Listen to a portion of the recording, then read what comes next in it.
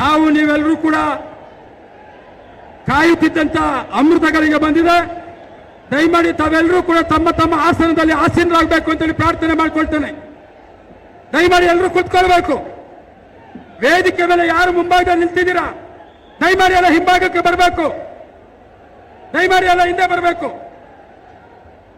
ಬಂಧುಗಳೇ, ಕರ್ನಾಟಕ ಪ್ರದೇಶ ಕಾಂಗ್ರೆಸ್ ಸಮಿತಿ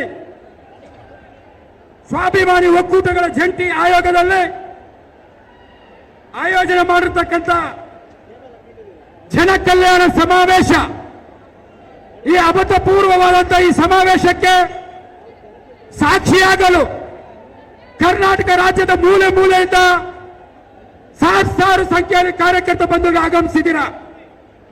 ಈ ಒಂದು ಕಾರ್ಯಕ್ರಮ ಕರ್ನಾಟಕ ರಾಜ್ಯದ ರಾಜಕೀಯ ಇತಿಹಾಸದಲ್ಲಿ ಸುವರ್ಣಾಕ್ಷರದಲ್ಲಿ ಬರೆಯತಕ್ಕಂಥ ಒಂದು ಕಾರ್ಯಕ್ರಮ.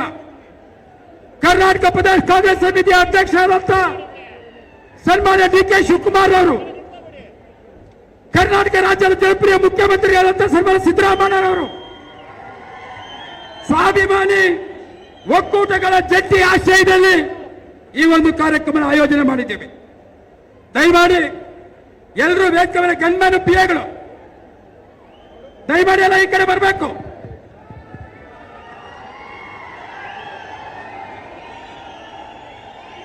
ಗಣ್ಯಮಾನ್ಯ ಪಿಎಗಳೆಲ್ಲ ಈ ಕಡೆ ಬರಬೇಕು. ಕಾರ್ಯಕ್ರಮ ಪ್ರಾರಂಭ ಮಾಡ್ತಾ ಇದ್ದೀವಿ. ಒಂದೇ ಮಾತ್ರ ದಯಮಾಡಿ ಎಲ್ಲ ಈ ಕಡೆ ಬರಬೇಕು. ಸರ್, ಅಲ್ಲಿ ದಯಮಾಡಿ ಎಲ್ಲ ಈ ಕಡೆ ಬನ್ನಿ. ಕ್ಯಾಮರಾದವರು ಎಲ್ಲ ವೇದಿಕೆ ಸ್ವಲ್ಪ ಕ್ಲಿಯರ್ ಮಾಡ್ಬೇಕು ಸರ್. ಸರ್, ಇಲ್ಲಿ ಸ್ವಲ್ಪ ವೇದಿಕೆ ಕ್ಲಿಯರ್ ಮಾಡಬೇಕು. ಬನ್ನಿ ಬನ್ನಿ ಬನ್ನಿ ಸ್ವಲ್ಪ ಬನ್ನಿ ಬನ್ನಿ ಆಯ್ತಲ್ಲ.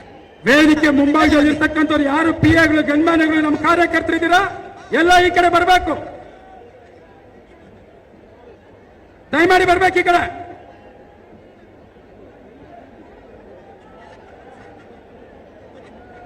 ಆರ್ ವಿ ವೆಂಕಟೇಶ್, ಬಾಲರಾಜ್, ಹುಸೇನ್, ದಯಮಾಡಿ ಎಲ್ಲರೂ ಆ ಕಡೆ ಕಳಿಸ್ಕೊಡಿ.